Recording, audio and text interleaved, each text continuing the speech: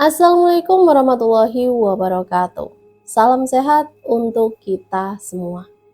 Semoga kita semua selalu mendapat lindungan Allah Subhanahu wa Ta'ala, ya.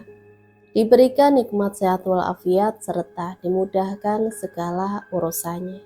Amin ya Rabbal 'Alamin. Kesempatan kali ini Mimin akan membagikan satu cerita misteri. Cerita misteri kali ini tentang arwah. Seperti apa ceritanya? Mari kita mulai.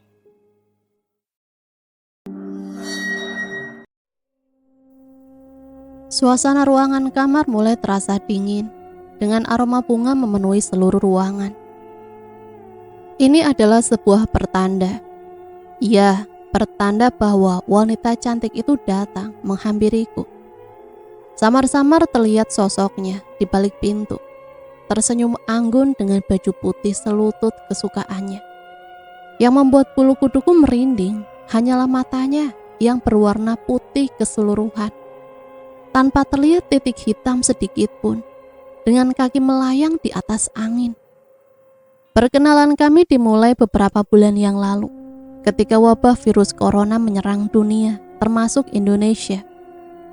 Aku mulai bekerja dari rumah. Bekerjalah aku sendirian di rumah yang sunyi, sendirian dari pagi hingga sore.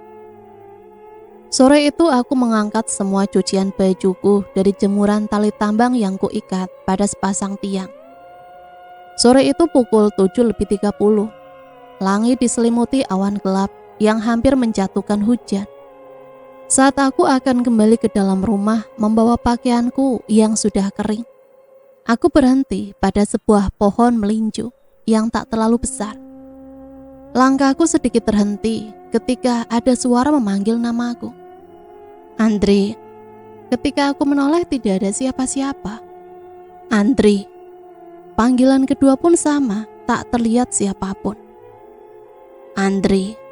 Panggilan ketiga, aku mulai merinding.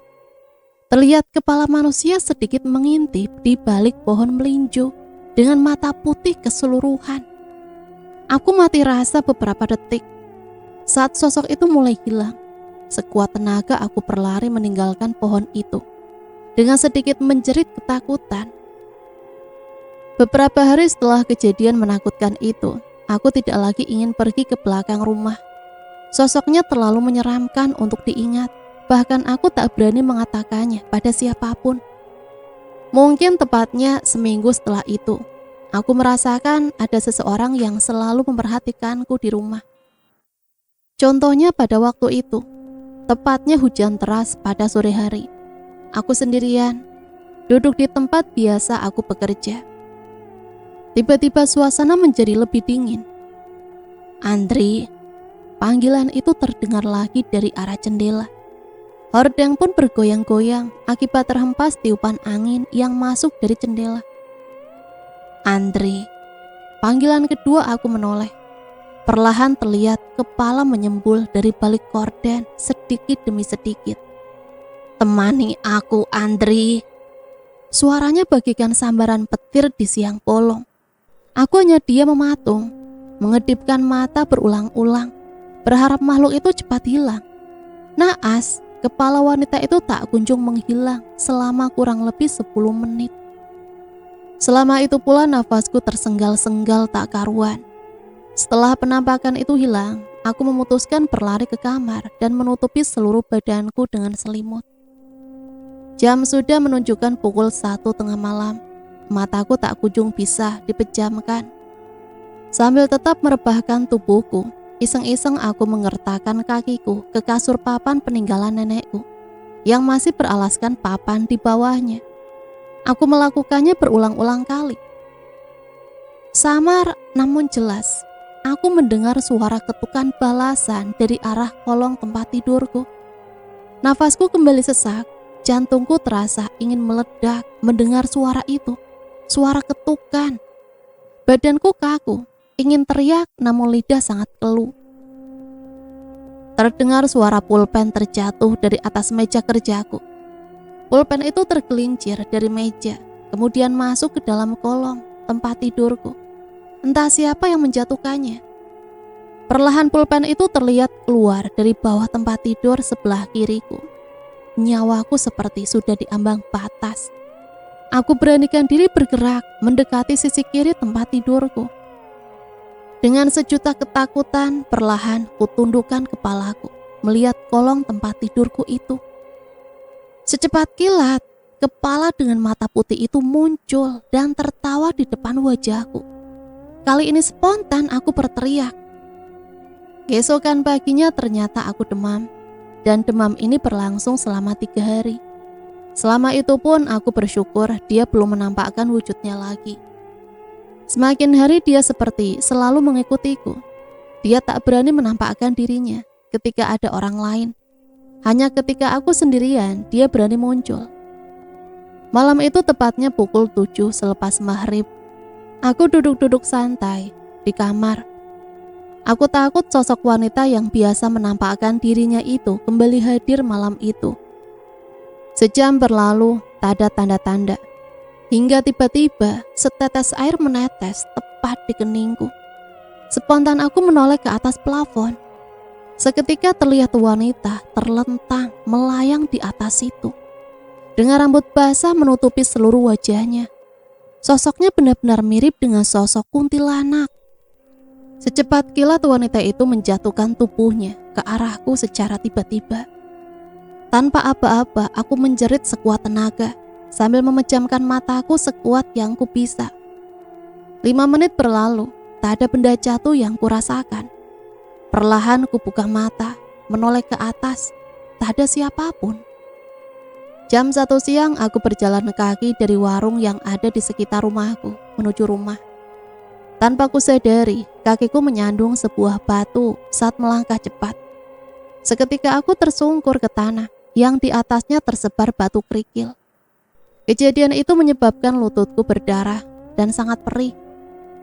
Sepanjang perjalanan pulang aku terus saja mengumpat menyesali kecerobohanku itu. Hingga sampai di rumah, aku duduk di sofa ruang tamu sambil terus mengumpat. Tiba-tiba suara benda jatuh ke lantai berhasil menyumpal mulutku seketika. Rasa sakit seketika berubah menjadi ketegangan. Perlahan sebuah bola basket yang berasal dari kamarku melaju tepat ke arahku. Hingga bola basket itu menabrak kakiku dan berhenti dengan sendirinya. Hening, suasana menjadi sangat hening. Aku sudah mulai pasrah jika dia kembali lagi saat itu. Perlahan kulangkahkan kaki menuju pintu keluar dengan perasaan was-was. Aku berdiri di depan pintu rumah sambil mengintip ke arah ruang tamu. Tak ada apapun di sana. Berhentilah menakut-nakutiku. Ku beranikan diri berbicara, entah kepada siapa kutujukan kalimat itu. Beberapa menit berlangsung, tak ada jawaban apa-apa. Selama hampir 2 jam, aku hanya berani duduk di depan pintu rumahku. Tak kunjung ada hal-hal aneh, sampai pada akhirnya kuputuskan untuk masuk ke dalam kamar. Di atas meja kerjaku tersemat selembar kertas dengan tulisan acak-acakan. Bertuliskan, "Kau sangat cengeng, berhentilah mengumpat dan mengeluh, atau aku akan memakanmu."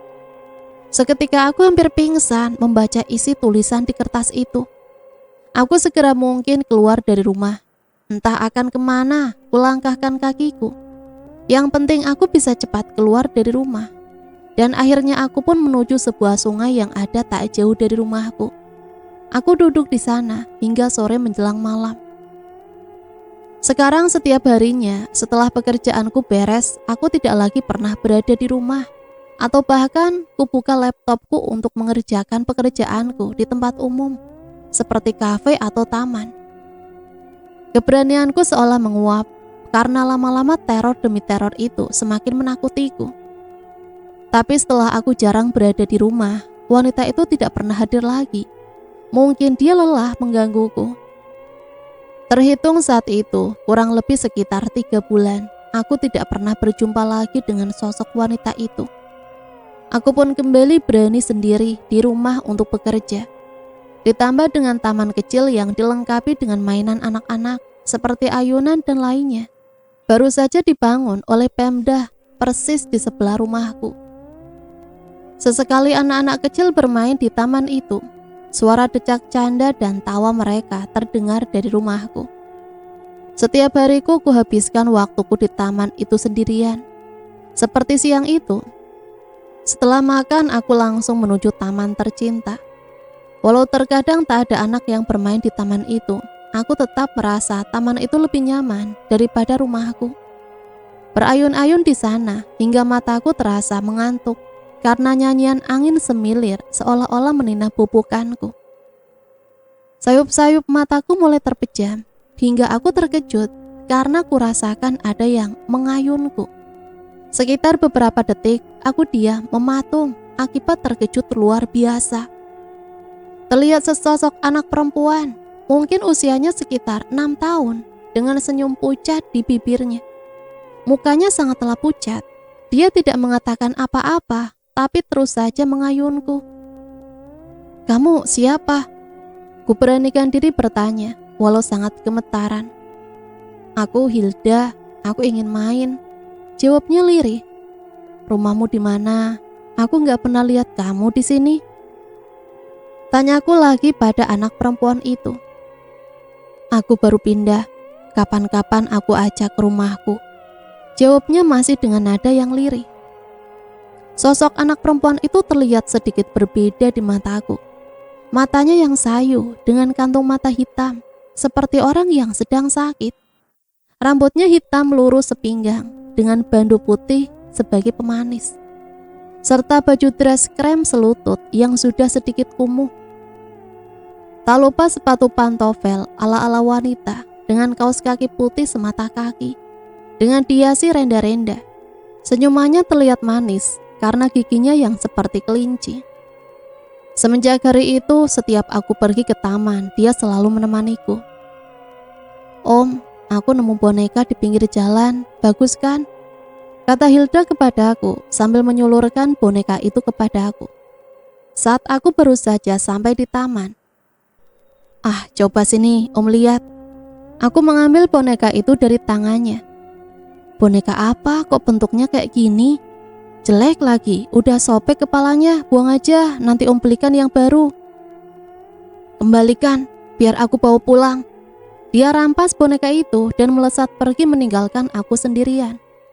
Sepertinya dia marah karena aku mencibir bonekanya itu.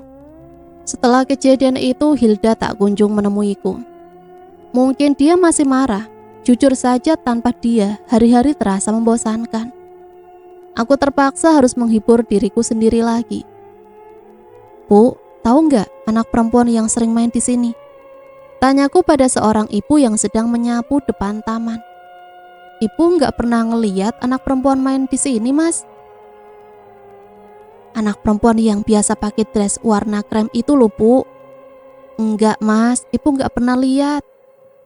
Siang itu, siang keempat, aku tanpa Hilda.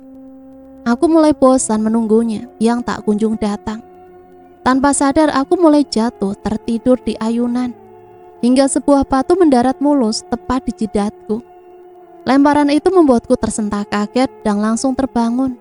Spontan aku menoleh ke kanan dan ke kiri, tapi tak ada siapa-siapa. Hingga batu kedua terlempar lagi, yang berasal dari samping rumahku yang memang bersebelahan dengan taman. Aku pun langsung melangkah ke samping bagian rumah itu. Betapa bahagianya aku menemukan Hilda si pelempar batu. Kamu kok lempar-lempar Om sih?" kataku seolah cuek padahal bahagia. "Nggak apa-apa," jawabnya datar. "Kok kamu baru kesini lagi?" "Baru mau main lagi," jawabnya singkat. "Boneka itu lagi, kenapa nggak dibuang saja sih?" Aku kesal melihat boneka itu masih dipegangnya. "Karena aku suka," katanya sambil melirik ke boneka yang tengah dipegangnya. "Ya udah, terserah kamu aja kalau gitu. Ayo kita main ayunan." Suasana dingin di antara kami pun mulai mencair. Kini aku mengayunkan kuat-kuat sampai dia menjerit-jerit kesetanan. Tapi dia tidak takut, melainkan tertawa. Baru ku sadari bahwa dia tidak pernah mengganti bajunya. Seketika aku merinding. Mungkinkah? Tanpa sadar aku melepaskan guncanganku pada ayunan itu. dan membuat gadis itu menatapku kebingungan. Kenapa berhenti? Tanyanya saat itu. Enggak apa-apa, Om boleh bertanya. Ku beranikan diri untuk mengusir rasa penasaranku. Boleh. Kamu kok nggak pernah ganti baju sih? Kok setiap ketemu aku bajunya yang ini terus? Aku mulai kebingungan karena dia terdiam untuk beberapa saat. Baju aku bentuknya kayak gini semua, Om. Jawabnya ringan. Saat itu kuputuskan percaya saja pada semua kata-katanya. Aku anggap ini adalah jawaban biasa yang kerap dilontarkan anak kecil seusianya. Walaupun sebetulnya sedikit tidak masuk akal. Aku harus pulang sekarang, nanti ibu nyariin. Katanya dingin. Tanpa basa-basi gadis itu berlari menjauhi area taman. Aku sedikit kecewa, tapi mau bagaimana lagi, dia juga harus pulang. Pukul 18.30 selepas azan maghrib. Kulihat dari balik jendela ruang tamu. Di bangku teras rumah ada sebuah boneka. Iya, boneka itu tak lain adalah boneka Hilda. Loh, kenapa bisa ada di sini? Gumamku dalam hati. Aku berpikir, tadi sore ketika aku pulang dan mandi, mungkin Hilda sempat datang dan mencariku. Aku pun membiarkan boneka itu tetap berada pada posisinya. Paginya sebelum melakukan pekerjaanku, seperti biasa, aku menyempatkan diri melihat boneka Hilda yang tertinggal. Tapi saat kulihat, boneka itu sudah tidak ada. Mungkin sudah diambil oleh Hilda, pikirku kala itu. Sorenya aku lihat Hilda sudah di depan pintu gerbang rumahku. Mungkin dia menungguku di taman, namun aku tidak ada. Makanya dia berdiri di depan gerbang rumahku. Hilda, udah lama nungguin Om. Sapaku padanya. Anak perempuan itu terlalu sering menundukkan kepalanya. Ayo masuk. Setelah aku selesai mengerjakan semua pekerjaanku, sore itu kami menuju taman samping rumah. Dan aku baru tersadar kalau boneka itu dari tadi bertengger di tangan Hilda. Aku terdiam beberapa saat. Boneka itu sering membuatku merinding karena aura-aura keanehan yang terkadang ada pada dirinya. Hil, itu boneka kamu kemarin ketinggalan ya di rumahku kemarin sore. Dia hanya terdiam sambil menundukkan kepalanya. Tadi pagi aku lihat udah gak ada, kukira dibawa kucing meong. Tapi kok bisa balik sama kamu lagi? Candaku sambil menahan rasa penasaran yang menumpuk di otakku saat itu. Tapi dia hanya diam. Ke rumahmu yuk, udah lama main, Om gak tahu rumahmu. Pintaku tiba-tiba padanya. Besok aja, jawabnya datar. Sekarang aja yuk. Aku sedikit memaksa saat itu. Kalau aku bilang enggak ya enggak. Jawabnya membentak dengan tatapan dingin mematikan. Lalu dia menunduk tanpa suara. Ya udah, ke sungai aja yuk, bosan di sini terus.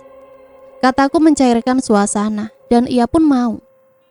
Sepanjang perjalanan ke sungai, aku terus membicarakan tentang masa kecilku di kampung pada Hilda. Syukurlah dia nggak pernah bosan dengerin aku nyerocos sepanjang jalan. Tapi yang menjadi keanehan adalah tatapan-tatapan setiap orang yang kami lewati. Mereka menatapku seolah aku ini aneh. Bahkan aku nggak ngerti kenapa mereka seperti itu. Sampai saat kami ingin menyeberang jalan, di sampingku ada ibu-ibu yang juga ingin menyeberang. Selama menunggu jalanan aman, aku masih berbincang pada Hilda. Tanpa kusadari, ibu-ibu tadi langsung mengambil jarak yang amat jauh dariku dan Hilda.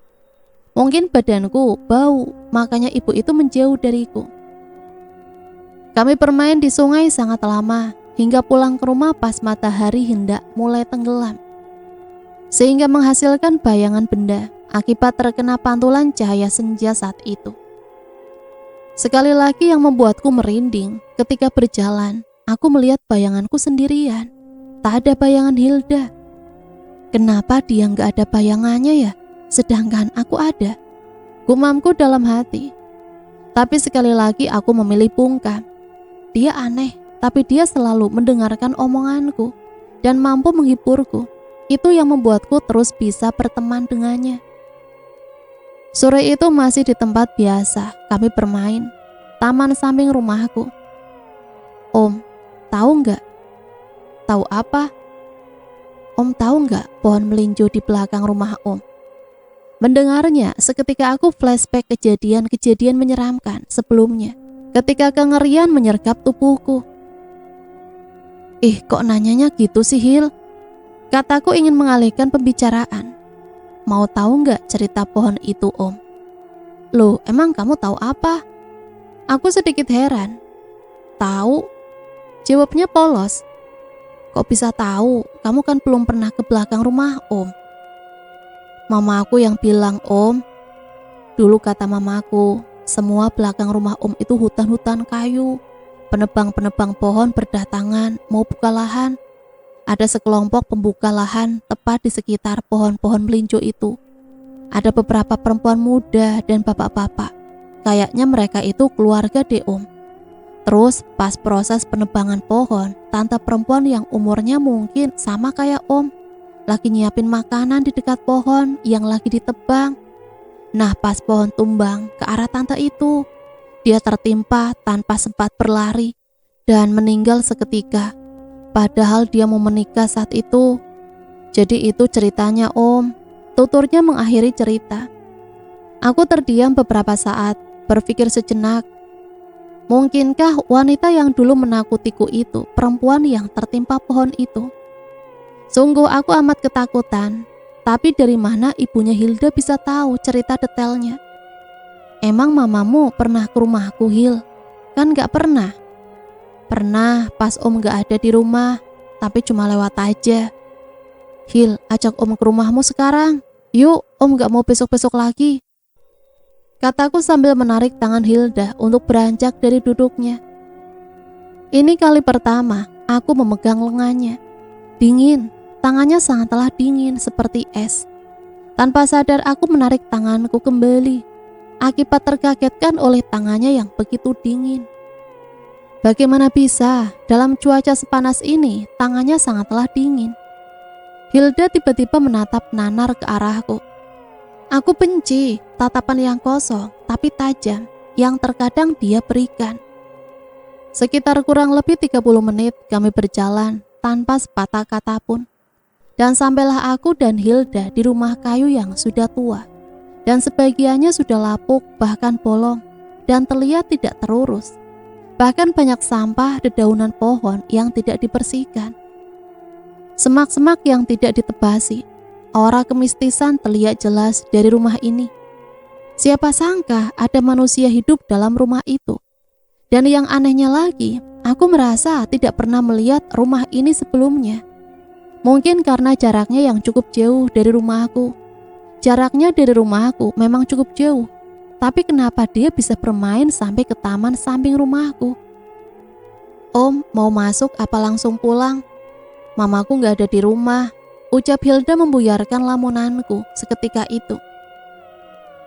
Om langsung pulang aja, Hil. Udah mau malam, besok aja Om masuk ke rumahmu.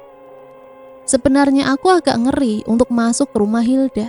Tapi mungkin besok aku akan memberanikan diri untuk mampir ke dalam. Ya udah Om, hati-hati ya. Ucapan terakhir Hilda saat aku melangkahkan kaki meninggalkan rumah itu.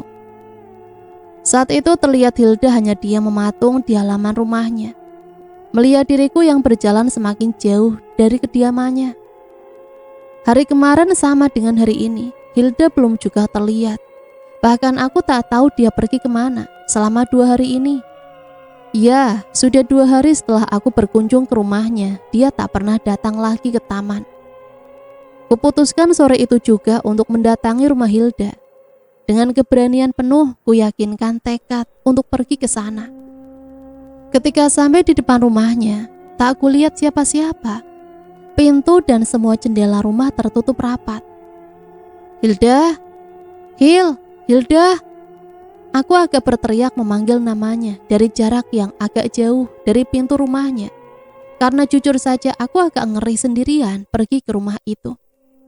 Sekitar 10 menit ku panggil namanya berulang-ulang, tak kunjung ada jawaban apa-apa. Mungkin dia pergi ke suatu tempat, pikirku saat itu. Tapi ku putuskan untuk menunggunya, sejam lagi, mana tahu dia nanti pulang.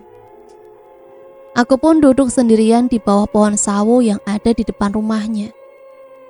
Pohon yang besar, kuperhatikan tak ada buahnya sama sekali. Semakin lama menunggu, aku semakin ketakutan sendiri. Seolah ada sosok yang memperhatikanku, walaupun aku tidak melihat siapa-siapa saat itu. Suasana semakin hening, yang terdengar hanya suara binatang-binatang kecil, suara angin serta dedaunan yang berjatuhan perlahan. Terlihat cuaca pun sudah semakin mendung. Kuputuskan beranjak dari tempat dudukku dan segera pulang.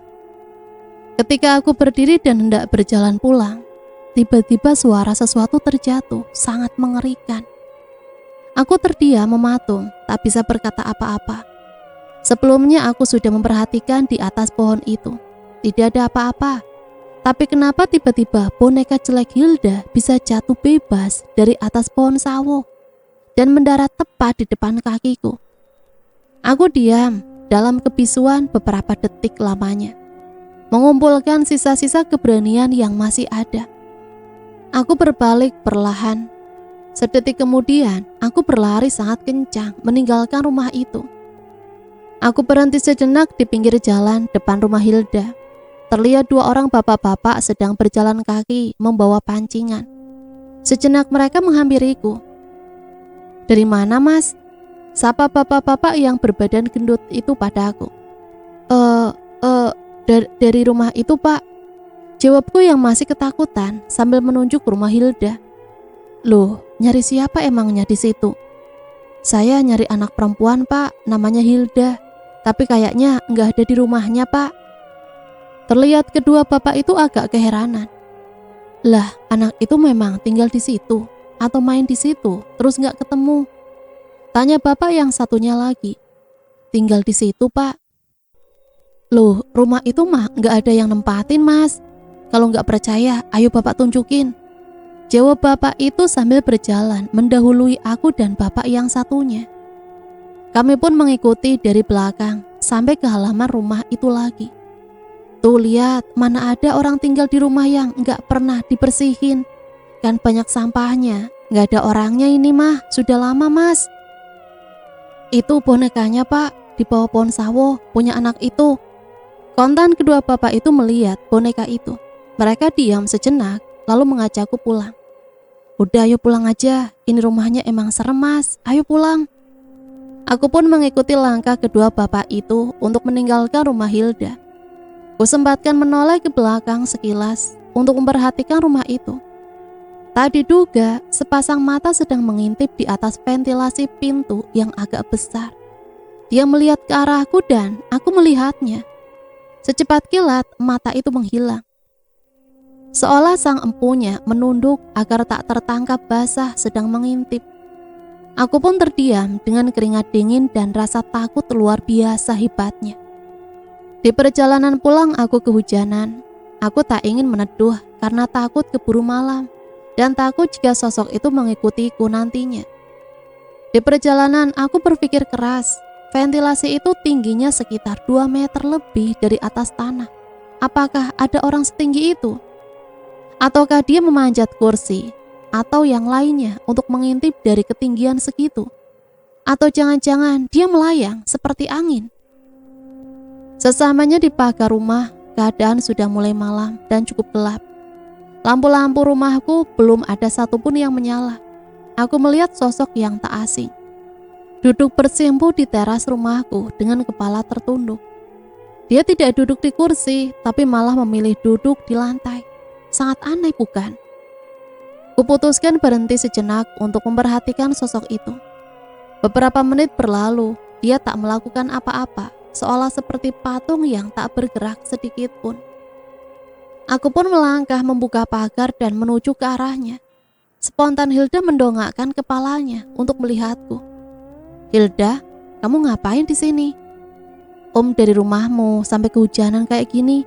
Kok tiba-tiba kamu udah di depan rumah, Om?" "Tadi aku main jauh sendirian, Om. Terus aku nyasar, baru bisa pulang sekarang," katanya polos dan datar. "Yang bener kamu. Lagian kamu ngapain main jauh-jauh sih? Ya udah, kamu pulang dulu ya. Nanti orang tuamu khawatir. Hujannya kan udah berhenti." Kataku sedikit menasehatinya. Ya udah Om, aku pulang dulu ya. Jawabnya lemas dan masih terus menunduk. Hilda pun mulai berjalan meninggalkan rumahku. Untungnya aku tidak melihat boneka yang menyeramkan itu di tangannya. Kalau memang saat itu dia membawa boneka, mungkin aku sudah pingsan. Setelah selesai mandi, aku mulai berpikir, mengapa aku menyuruhnya pulang sendirian? Harusnya ku antar dia pulang ke rumahnya, bukan menyuruhnya pulang sendiri. Aku pun merasa bersalah seketika dan berniat untuk meminta maaf keesokan harinya. Keesokan harinya Hilda tak datang ke taman ataupun ke rumahku. Aku jadi khawatir, takut anak perempuan itu sampai kenapa-napa. Siang itu ketika aku tiba di depan rumah, sehabis membeli beberapa kebutuhanku di minimarket, kulihat lagi sosok Hilda, si gadis manis namun misterius itu duduk di lantai, dengan kepala tertunduk. Perasaanku sedikit senang saat itu, langsung kuhampiri dia. Tapi pas aku semakin dekat, bahkan sudah ada di hadapannya, dia tak melihatku sedikit pun. Hanya terdengar suara isak tangis yang memilukan. Aku kebingungan harus berbuat apa. Kuputuskan untuk duduk di sebelahnya. Dia sama sekali tak melihatku. Hil, kenapa nangis? Tanyaku pelan padanya. 5 menit tak ada jawaban. Tanpa aku sadari, tiba-tiba dia menoleh ke arahku. Alhasil aku kaget seketika di hadapanku. Gak apa-apa, jawab Hilda pelan dengan suara yang masih terisak-isak. Tak ada air mata setetes pun yang keluar dari matanya. Bahkan matanya tak terlihat merah. Apa dia pura-pura menangis? Tapi suara isakannya begitu menyayat hati. Aku pun bingung, tapi takut untuk bertanya saat itu. Hil, kamu marah ya sama Om? Maaf ya. Enggak kok. Syukurlah. Oh iya, Om barusan beli coklat ini loh. Nih buat kamu. Kataku sambil memberikan sebuah coklat ukuran besar kepadanya. Setelah menerima coklatku itu, Hilda berlari keluar pagar dan terus pergi. Mungkin dia ingin segera memakan coklatnya, atau hendak memberitahu kepada orang tuanya bahwa dia baru saja mendapat sebuah coklat, pikirku. Saat aku akan bangkit dari dudukku dan hendak masuk ke dalam rumah, Laras, pacarku datang. Laras memang akan datang ke rumahku. Sudah hampir sebulan kami tidak bertemu, karena sulit untuk mendapatkan hari libur yang sama. Laras bekerja di rumah sakit, yang hari libur kerjanya berganti tiap kalinya. Sedangkan aku selalu libur di hari Sabtu dan Minggu. Laras pun pergi ke dapur untuk menghangatkan kembali sayur sop yang ia bawa dari rumah. Kurang lebih sudah hampir 45 menit, dan selama itu pula Laras tidak kembali dari dapur. Yang, kok lama banget? Aku udah lapar nih, kataku agak berteriak. Tak ada jawaban dari Laras. Bahkan tak terdengar suara aktivitas orang yang sedang memasak di dapur. Merasa mulai aneh, aku menyusul Laras ke dapur. Tak ada Laras di dapur. Sementara sayur sop dalam panci itu sudah sangat mendidih, bahkan kuahnya nyaris benar-benar surut karena terlalu lama di atas api. Kumatikan kompor itu lalu bergegas ke halaman belakang, lewat pintu dapur yang langsung tembus ke halaman belakang, mencoba mencari Laras. Yang, kamu di mana? Gak lucu bercandanya. Sampai akhirnya aku mendengar suara tangisan dengan suara lirik. Ku telusuri suara itu sampai pada akhirnya, ya, langkahku terhenti di samping pohon yang kuanggap mistis. Ya, di pohon melinjo. Itu aku temukan Laras sedang meringkuk ketakutan. Sambil menangis sesegukan, aku pun jadi panik dibuatnya. Yang, kamu kenapa? Tanyaku sambil sedikit menggoyangkan pundaknya. Tak ada jawaban.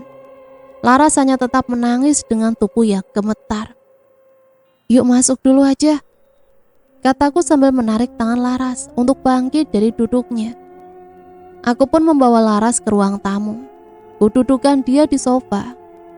Lalu kuberikan dia air minum agar lebih tenang.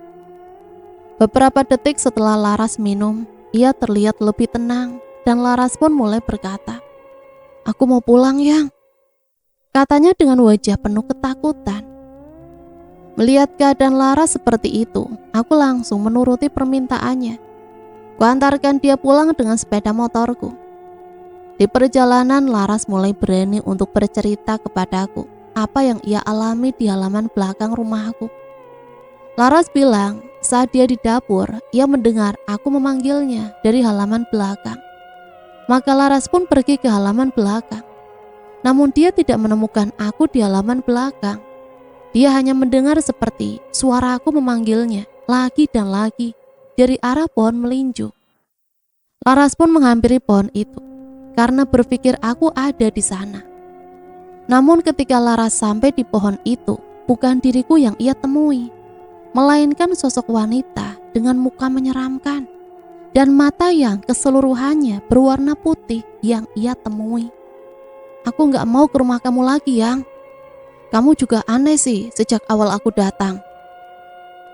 Kata Laras lagi memecah pikiranku yang tengah bergejolak saat itu. Aneh? Aneh gimana maksud kamu? Tanyaku penasaran. Iya, tadi pas aku datang, aku ngeliat kamu dari luar pagar. Kayak lagi ngomong sendiri. Oh, yang itu, aku duduk di teras itu. Itu mah aku ngobrol sama anak kecil, itu tetanggaku. Jawabku menjelaskan pada Laras. Gak ada anak kecil, Yang. Kata Laras dengan nada meninggi, mencoba meyakinkanku. Sepanjang perjalanan menuju ke rumah selepas mengantarkan Laras pulang, aku hanya memikirkan apa yang akan terjadi selanjutnya di rumahku. Kenapa dia tiba-tiba kembali lagi? Dan kenapa harus Laras? Semenjak kejadian itu, Hilda tidak datang ke rumahku atau taman. Bahkan aku melupakan sosoknya saat sudah bersama Laras. Tiba-tiba terdengar suara dari arah pohon jambu di pojok halaman depan rumahku. Aku terdiam beberapa saat, lalu mendekati pohon itu. Kutolehkan kepalaku ke atas. Astagfirullahalazim. Lagi-lagi aku kaget setengah mati. Kutemukan Hilda sedang duduk di atas pohon itu sambil menatapku dengan tatapan dingin, menusuk, serta tertawa getir yang menakutkan. Akhir-akhir ini dia memang tampak sangat mengerikan. Aku bahkan sedikit ngeri tiap kali melihatnya tertawa getir. Hil, ngapain di atas itu? Buat kaget aja. Turun, turun. Dia melompat turun ke bawah, padahal pohon jambu itu lumayan tinggi. Kamu ngapain di situ? Tak apa. Lagian kapan datangnya? Kok Om gak dengar kamu buka pintu pagar? Hening, tak ada jawaban apapun. Hil, Om mau tanya. Om baru sadar selama ini ada yang aneh. Kamu kok bisa masuk ke rumah Om? Kan pagarnya dikunci. Apa selama ini kamu masuk manjat pagar rumah Om? Selama ini aku memang tidak menyadari keanehan itu. Memang pagar rumahku hanya setinggi kurang lebih 1,5 meter. Ya, aku merayap. Jawabnya datar tanpa ekspresi. Merayap? Maksudnya gimana? Om gak ngerti. Kali ini aku semakin bingung dengan jawabannya. Tapi dia tidak menjawab. Aku boleh nonton TV di rumah Om gak? Boleh aja, masa gak boleh? Ayo masuk. Aku pun beralih haluan, kembali masuk ke dalam rumah, menyalakan TV. Aku berbaring di karpet, sedangkan Hilda duduk di sofa. Selama menonton tak ada percakapan di antara kami berdua. Dia pun enggan mengeluarkan suaranya, mengakibatkan aku mengantuk seketika. Tanpa sadar aku mulai tertidur saat itu. Entah berapa lama aku tertidur saat itu. Mataku pun terbuka kembali, tapi aku membukanya perlahan, sambil berpura-pura masih tertidur. Karena aku ingin melihat apa yang Hilda lakukan di rumahku. Sengaja kusipitkan mataku. Tanpa disuruh, mataku seketika autofokus ke lemari di depanku. Aku sudah bosan melihat lemari itu, tapi kali ini berbeda. Sesosok anak perempuan itu sedang duduk di atas lemari, setinggi kurang lebih 2 meter itu. Dengan menjuntai-juntaikan kakinya ke bawah dengan kepala sangat tertunduk. Dan aku baru sadar dia tak pernah melepas sepatunya.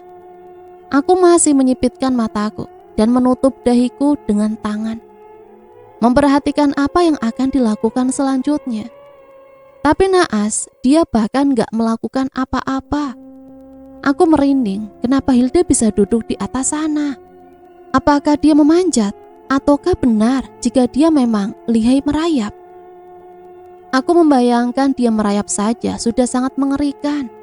Jika memang dia memanjat, kenapa tak ada suara sedikit pun? Terlalu banyak misteri dalam dirinya. Kuberanikan membuka mataku lebar-lebar dan ingin bertanya. Tapi anehnya, ketika mataku sudah membulat sempurna, gadis kecil itu tidak ada lagi. Aku yakin itu nyata dan itu adalah Hilda. Aku bangkit dan mengedarkan pandangan ke seluruh ruangan. Gadis cilik itu sudah tidak ada, entah kemana perginya. Di sofa kutemukan benda yang sangat tak kusukai, yaitu boneka Hilda. Kuambil boneka itu, kuletakkan di atas meja di dalam kamarku. Kenapa dia mesti meninggalkan bonekanya lagi?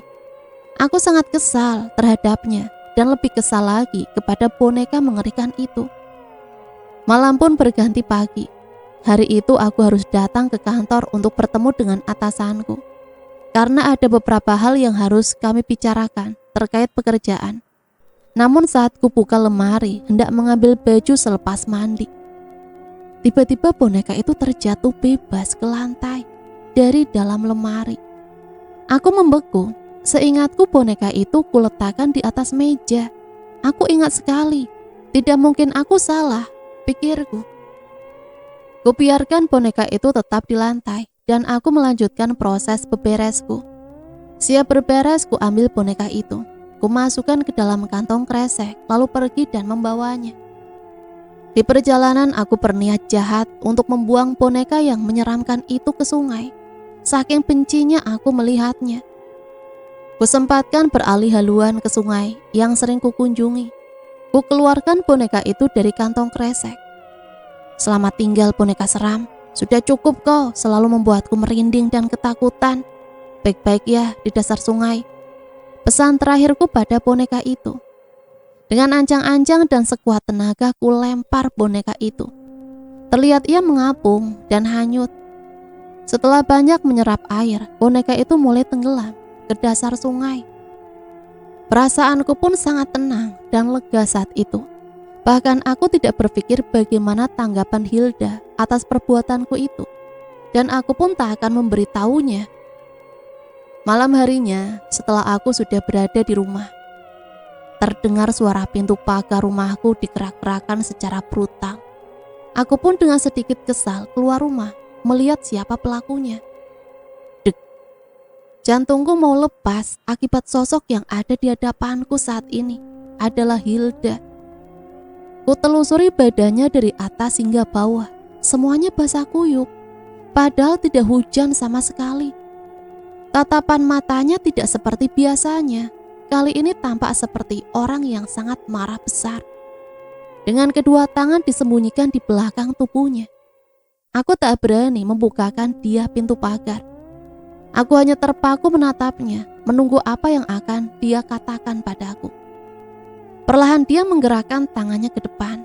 Tampaklah sosok yang disembunyikan di belakang tubuhnya itu. Bisakah kalian menebak? Untuk kedua kalinya, aku hampir mati jantungan. Aku membeku bagikan batu. Untuk menggerakkan bibir saja aku tak bisa. Benda itu adalah boneka yang menyeramkan itu. Bagaimana dia bisa tahu boneka itu kubuang ke sungai? Bagaimana bisa dia menemukan boneka itu di dasar sungai yang menurutku amat dalam untuk ukuran anak-anak sepertinya? Untung saja dia tidak mati akibat tenggelam. Hil, kuberanikan diri membuka suara. Hening, tak ada jawaban. Dia tetap bungkam dengan tatapan matanya yang mengunci mataku. Hal itu berlalu cukup lama dan membuatku semakin ketakutan. Kenapa dibuang? Dingin, tapi mematikan. Tak ada nada tinggi di sana, tapi jauh lebih menakutkan dibandingkan orang dewasa yang sedang marah. Hil, bukan gitu maksud Om. Emang kamu tahu dari mana Om buang boneka itu? Terus kamu berenang gitu di sungai? Bukan urusan Om. Aku tahu dari mana. Gadis itu pun langsung berbalik arah dan melangkah cepat meninggalkan rumahku. Segera aku keluar pagar dan mengejarnya. Langkahnya semakin cepat. Aku sampai berlari mengejarnya. Hilda, tunggu dulu. Maaf, jangan marah. Ucapku masih dengan langkah cepat agar sejajar dengan langkahnya. Berisik, pergi. Atau aku akan membalas Om sekarang. Pergi. Dia menghentikan langkahku ketika membentakku, sedemikian mengerikannya. Aku sampai tak bisa berkata apa-apa. Teriakannya membuatku takut luar biasa. Oke, Om pulang. Aku membalikkan badanku dan melangkah meninggalkannya. Hilda memang seusia anak SD, tapi dia tidak berniat melanjutkan sekolahnya. Aku sudah sering membujuknya, bahkan memaksanya, tapi dia tetap tidak mau bersekolah. Beralibi orang tuanya tidak ada biaya. Seminggu sudah waktu berlalu. Bulan Desember itu, aku memang lebih intens datang ke kantor dari hari-hari sebelumnya. Karena laporan akhir tahun yang harus kuselesaikan sebelum tahun berganti dengan yang baru. Pagi itu pun seperti biasanya, aku sudah bergegas untuk pergi ke kantor. Kubuka pintu pagar di halaman, dan kutemukan sosok Hilda sedang meringkuk di sudut kiri pagar bagian luar. Terdengar dia menangis dan sedikit sesegukan. Kehadirannya yang sangat tiba-tiba dan lagi-lagi berhasil membuatku kaget. Kubuka pintu pagar dan kukunci kembali pagar itu. Saat di depan pagar, aku memperhatikan sosoknya yang sedang menangis. Aku sangat kasihan padanya, tapi keinginanku untuk mengakhiri keanehan itu lebih besar. Kutunggu Hilda, apalagi kiranya yang akan terjadi atau yang akan dia lakukan. Namun dia hanya diam saja, bahkan dia tidak menoleh ke arahku sedikit pun. Aku bersabar menunggunya lagi, hingga beberapa saat kemudian dia menolehkan sedikit wajahnya ke arahku. Dia melirikku sekilas, lalu tertunduk lagi. Kesabaranku pun mulai habis saat itu, lalu meninggalkannya sendirian di depan pagar rumah. Biar saja, tak usah dihiraukan, pikirku saat itu. Aku tak pernah bercerita kepada siapapun tentang pertemuanku bersama Hilda, kecuali pada Laras yang waktu itu sempat bertanya akan sosok yang aku ajak ngobrol. Sifatnya yang sangat aneh membuatku enggan mengenalkannya pada siapapun. Dan mungkin Laras pun akan takut jika berteman dengannya. Apalagi jika tahu dia selalu mengenakan baju yang sama setiap harinya, dengan alibi semua bajunya dengan bentuk yang serupa. Sore itu Hilda kembali berdiri di depan pagar rumahku. Aku menemukannya ketika baru saja sampai di rumah. Lagi-lagi dia tidak menyapaku, dan aku juga tidak menyapanya. Apakah dia berada di depan pagar dari pagi tadi? Pikirku keras. Tapi kusengajakan pintu pagar tidak kukunci, karena takut dia tersinggung dan merasa terusir. Aku pun melintasinya tanpa sepatah kata pun, meninggalkannya tetap di depan pagar. Pintu rumahku pun sengaja tak aku tutup. Jujur saja aku berasa kasihan padanya. Sekitar setengah jam berlalu, aku kembali lagi ke pagar untuk memastikan apakah Hilda masih ada atau sudah pergi. Om, ucapnya memecah keheningan dan berhasil membuatku semakin iba. Kenapa? Aku gak punya teman. Om minta maaf ya Hil. Seketika hatiku luluh kembali terhadapnya. Om, main yuk. Udah lama aku gak main sama Om. Ya udah Hilda, masuk aja sini main di rumah Om sendiri ya. Om ada kerjaan soalnya. Hilda pun bermain di ruang tamu dan aku mengerjakan pekerjaanku dengan laptop yang kubawa ke ruang tamu. Kami ngobrol, namun tetap dengan aktivitas kami masing-masing. Hilda menonton TV, sedangkan aku masih terpaku dengan laptopku. Ah, Om sekarang sombong, mentang-mentang pacarnya suka main ke rumah Om. Hah? Kok kamu tahu, Hil? Tanyaku keheranan. Aku kesini tiap hari, ngintip Om dari jauh. Tiba-tiba aku merasa bersalah karena selama ini dia diam-diam ingin bermain bersama aku. Pantas saja aku merasa selalu ada yang memperhatikanku. Ternyata itu Hilda. Tapi dia hebat juga, tidak pernah tertangkap basah olehku sekalipun. Pintu tiba-tiba terbuka lebar dengan kencang sampai terbentur dinding yang sebelumnya terbuka setengah. "Yang, kamu ngomong sama siapa?" Laras tiba-tiba berada di hadapanku sambil menepuk-nepuk pundakku. "Nih, ngobrol sama Di." Sambil menunjuk ke arah samping kananku. Tapi aku terkejut melihat sosok Hilda sudah tak ada di sampingku saat itu. "Sama siapa, Yang?" Laras terlihat semakin panik, ditambah aura tak enak yang muncul saat itu. "Hilda, Yang, anak perempuan yang rumahnya sekitaran sini. Mungkin aku gak sadar dia pulang. Kan udah sore juga." Jawabku asal agar Laras tidak berpikir macam-macam.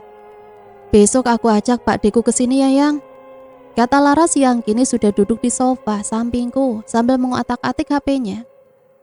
Sore itu Laras menelpon Pak D-nya dan menceritakan semua hal aneh pada diriku. Dan meminta Pak D-nya itu untuk menyempatkan datang ke rumahku besok. Keesokan harinya, terdengar suara pintu depan diketuk oleh seseorang. Aku segera membukakan pintu tersebut. Kudapati Laras tepat di hadapanku. Dia tak sendirian, melainkan bersama seseorang. Udah sampai," sambutku pada Laras. Masuk Pak D." Sambungku mempersilahkan Laras dan Pak D-nya itu. Spontan aku mendekati Pak D-nya Laras dan langsung bersalaman dengannya. Cukup lama pria itu tidak melepaskan tanganku. Dia memperhatikan lekat-lekat wajahku. Hingga saat aku persilahkan mereka untuk duduk, barulah pria tersebut melepaskan tanganku. Laras dan Pak D-nya pun langsung duduk di sofa depan TV. Aku merasa agak takut melihat tingkah aneh Pak D-nya Laras tersebut. "Diminum Pak D," kataku menyuguhkan kopi dan kuletakkan di atas meja. "Oh iya Mas." Ketika semua orang sudah rapi di tempat duduk masing-masing, Pak D mulai sedikit bertanya padaku. "Sendirian aja di rumah Mas?" Ucapnya basa-basi. "Iya Pak D, orang tua di kampung. Tapi insya Allah tahun depan sudah berdua," kataku sambil tersenyum dan melirik ke arah Laras yang kemudian dibalas senyuman malu-malu oleh Laras. "Ada yang suka main kesini nggak?" tanya Pak D lagi. "Paling tetangga Om, anak kecil." Laras mulai gelisah mendengar kata tetangga, karena hingga detik ini teman yang kumaksud tak pernah dilihatnya.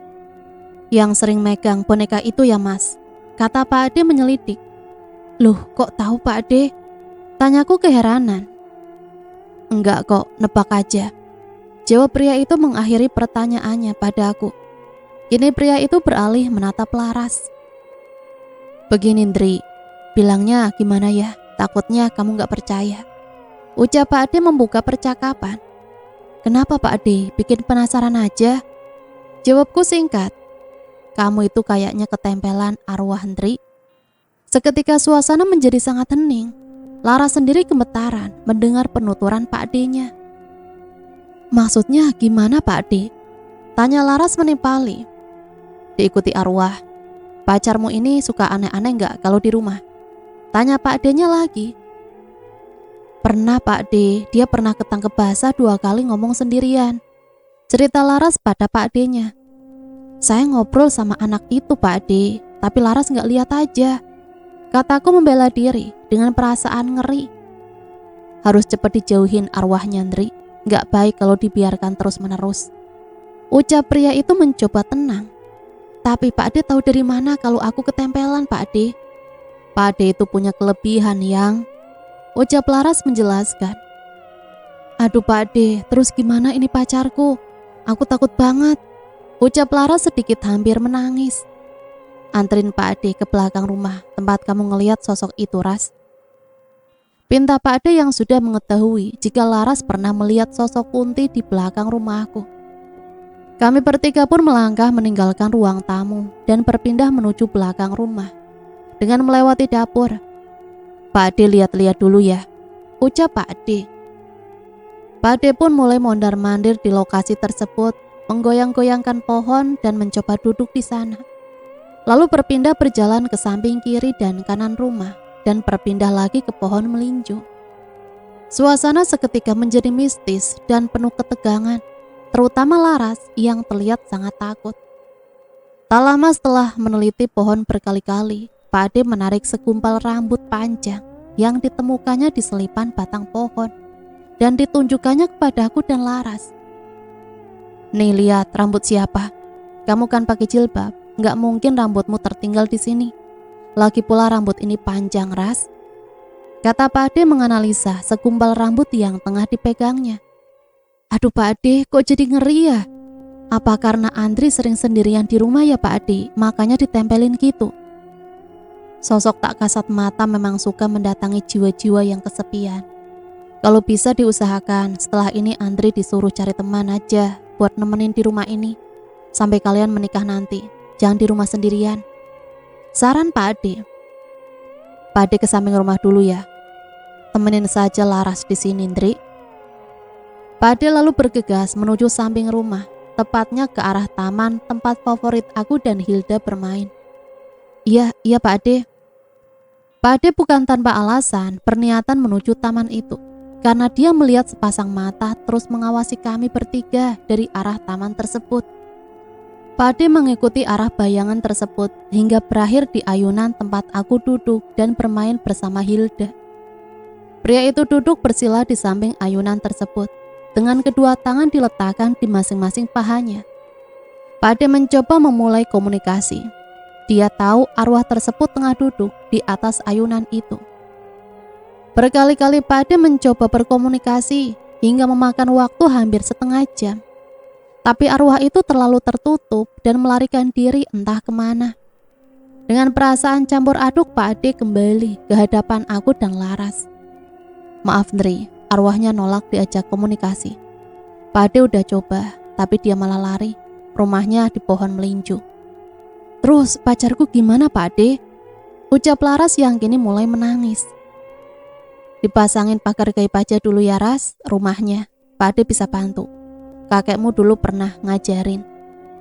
Pak Ade pun memulai ritual dengan meminta telur setengah matang yang direbus dicampur air garam.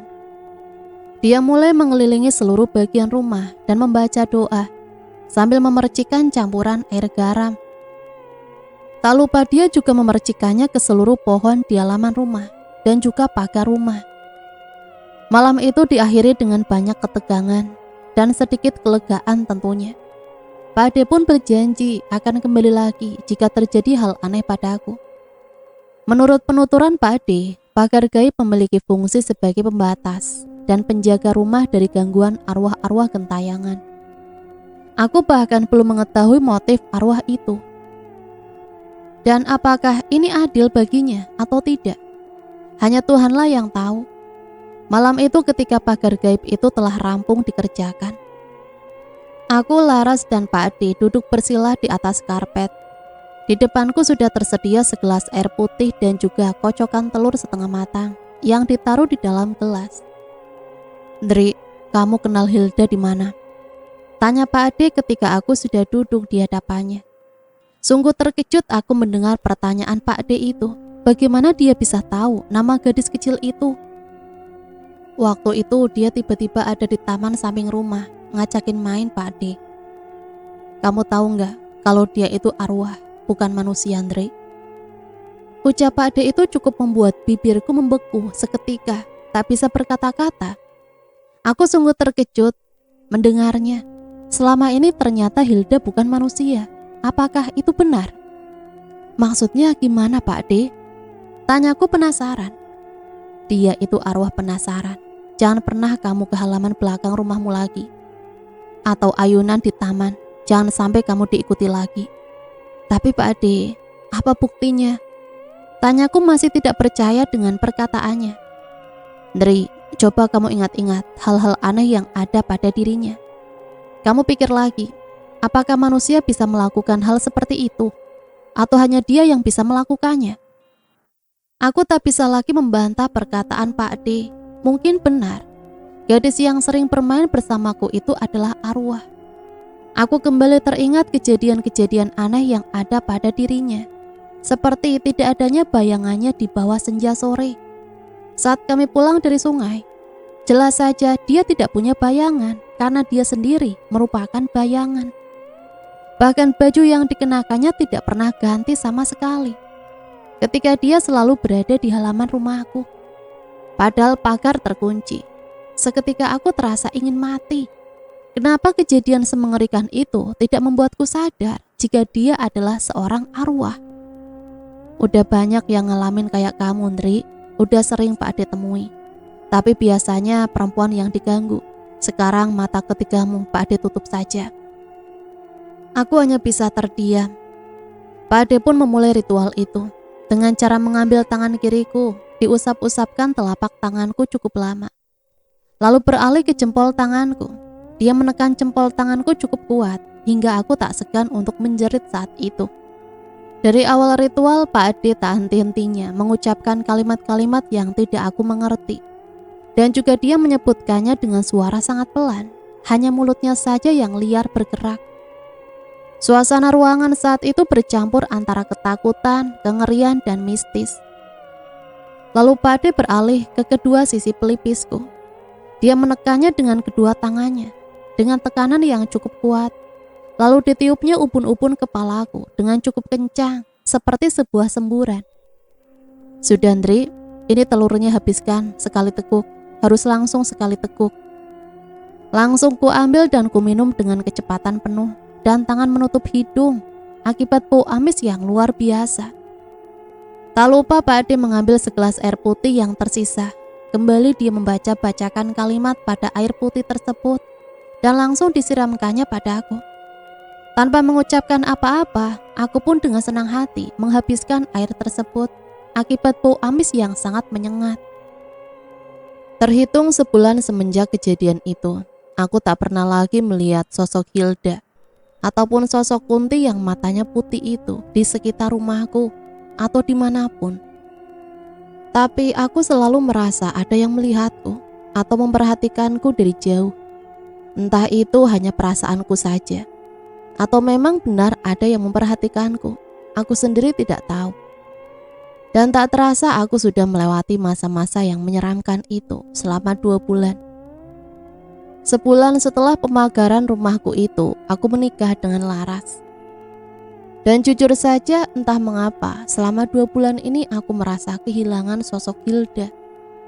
Namun tidak kepada wanita Kunti dengan mata putih itu tentunya. Terkadang aku masih merindukannya dan berharap dia bisa kembali lagi di hadapanku. Walaupun hanya untuk mengucapkan selamat tinggal saja. Aku sudah cukup senang dan lega. Hilda, aku berharap kamu bisa dengar kataku. Kamu gak perlu tunjukin wujudmu. Aku hanya perlu kamu mendengarkan saja. Maaf jika malam itu kamu merasa terintimidasi atas ritual yang aku dan Pak Ade serta istriku jalankan. Kami mengusirmu secara paksa. Aku tahu itu egois. Tapi manusia memang tidak seharusnya berinteraksi sama makhluk dunia lain sepertimu. Aku sangat senang jika sekarang kamu sudah bisa kembali ke pangkuan Tuhan.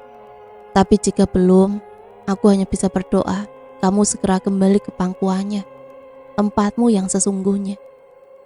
Ucapan terakhirku dalam hati untuk Hilda yang kulakukan di depan pagar rumahku sambil mengelus-elus pagar tersebut. Yang, itu kenapa ya? Kok banyak orang berkerumbul? Kataku pada Laras. Gak tahu, kita lihat aja yuk. Ucapnya sambil agak berlari dari dalam pagar. Spontan aku pun ikut berlari mengikuti. Kami pun menabrak setiap orang yang ada di hadapan kami berdua dan terus menerobos kumpulan manusia tersebut hingga sampailah kami ke barisan terdepan kerumunan itu. Seorang wanita sedang mengamuk sambil menjerit-jerit dan juga menangis. Ceritanya sangatlah keras dan membuat ngeri siapapun yang mendengarnya. Wanita itu sudah dipegangi beberapa orang.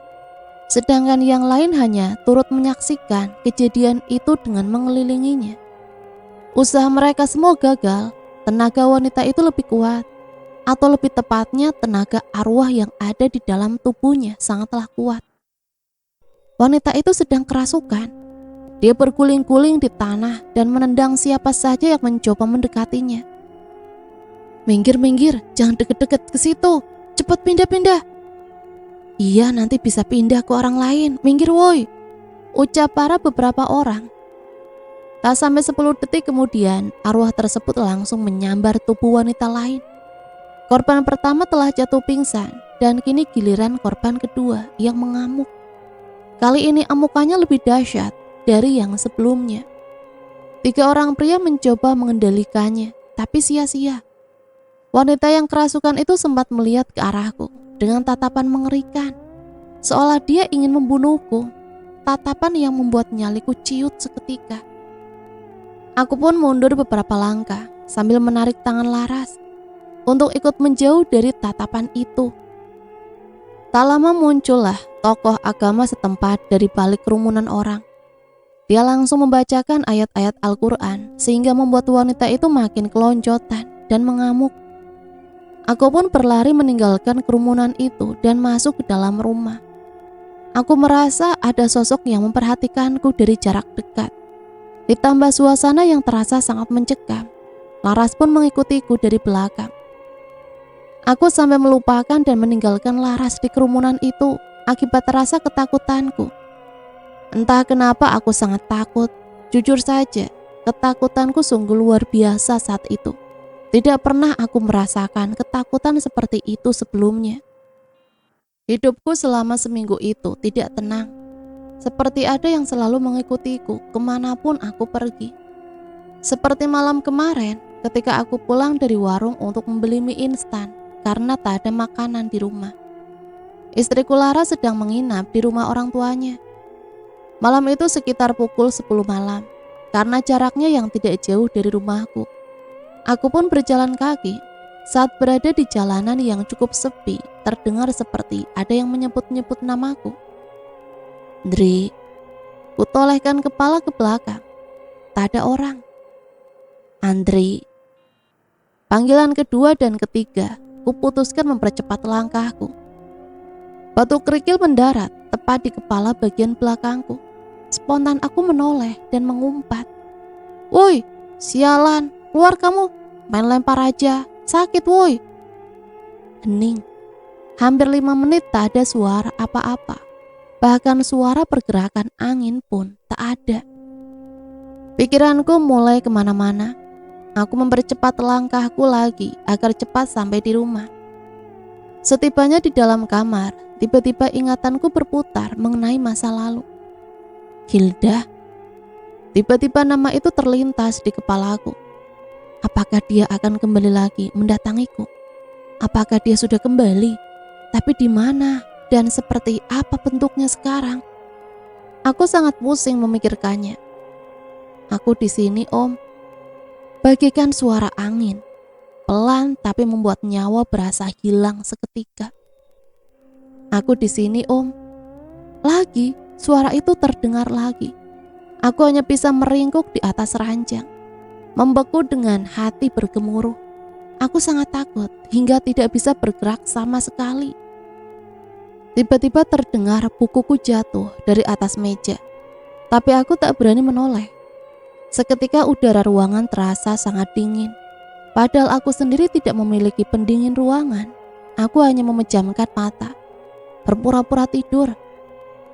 Kali ini terdengar suara wanita bersenandung. Suara itu berasal dari pintu kamar yang sedang kubelakangi. Aku benar-benar tidak kuat lagi, ingin berteriak tapi tidak bisa. "Ya Tuhan, lindungi aku. Aku sudah tidak tahan lagi," ucapku dalam hati sambil memejamkan mata sekuat tenaga. Karena kini aku mendengar suara tangisan yang tepat berada di depanku. Suara itu sangat kuat dan jelas. Sudah 5 menit lamanya suara itu tak kunjung hilang. Hingga di beberapa menit berikutnya suara itu baru lenyap. Perlahan kubuka mataku, sangat perlahan. Hingga terlihatlah sosok berbaju putih dengan rambut sepinggang, wajah pucat dan mata juling yang hanya menyisakan putihnya saja. Dia hanya menatapku dingin. Aku langsung ingat akan sosoknya. Dia adalah hantu yang dulu suka menerorku. Dan sekarang dia tepat berada di hadapanku lagi. Setelah sekian lama menghilang, kenapa dia bisa kembali lagi? "Kamu siapa?" Tanyaku dengan sangat gugup, bahkan suaraku gemetaran. "Apa kamu lupa?" Jawabnya pelan. "Iya, aku ingat. Kamu arwah yang selalu menerorku beberapa bulan lalu kan? Sekarang aku sudah menikah. Aku tidak sendiri lagi." Entah dari mana datangnya keberanianku untuk membentak hantu. "Aku Hilda." Seketika keberanianku hilang kembali. Aku tak tahu apakah aku sudah gila, tapi ucapannya terdengar tidak masuk ke dalam pikiranku. Bagaimana bisa dia mengaku sebagai Hilda?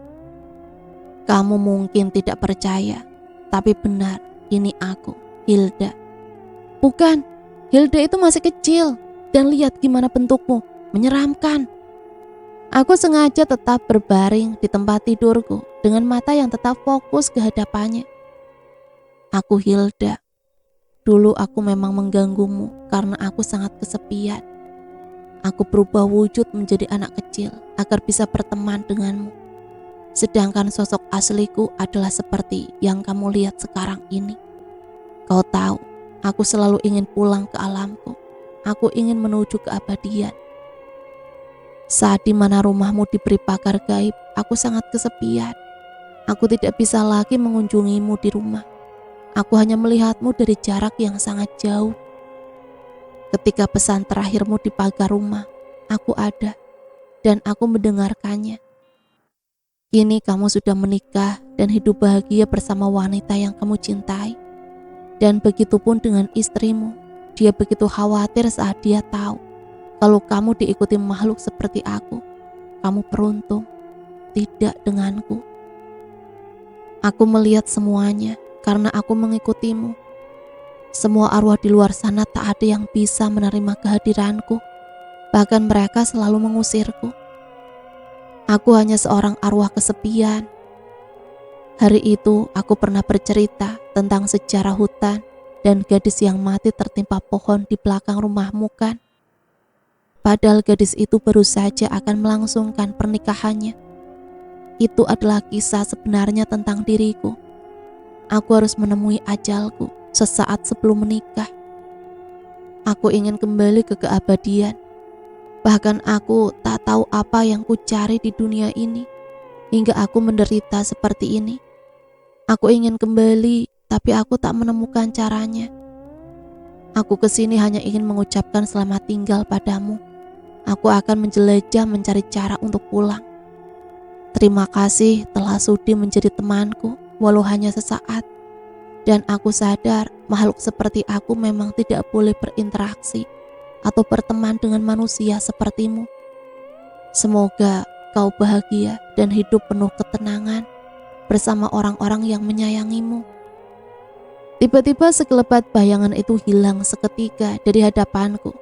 Spontan aku bangkit dan berdiri, memutar-mutar tubuhku melihat seluruh isi ruangan. Tapi sosoknya memang sudah hilang. Tanpa disadari, air mataku sudah mengucur di pipi. Mendengar semua ungkapannya, aku menjadi sedih, bukan takut. "Hilda, Hilda, Hilda." Tak kunjung ada jawaban juga. Dia memang sudah pergi. Dia mendatangiku hanya untuk menyampaikan pesan itu, lalu pergi menghilang. Semenjak kejadian itu, sosoknya memang tidak pernah lagi mendatangiku. Dan aku bersyukur ternyata aku hanya bisa melihat sosoknya saja, tidak dengan makhluk lainnya. Untukmu, gadis kecilku, aku hanya bisa berdoa dan berharap kau sudah kembali ke pangkuannya. Dan cerita selesai sampai di sini. Semoga cerita ini bisa menghibur teman-teman semua ya. Sampai di sini saya pamit undur diri. Mohon maaf apabila banyak salah kata. Matur nuwun. Wassalamualaikum warahmatullahi wabarakatuh.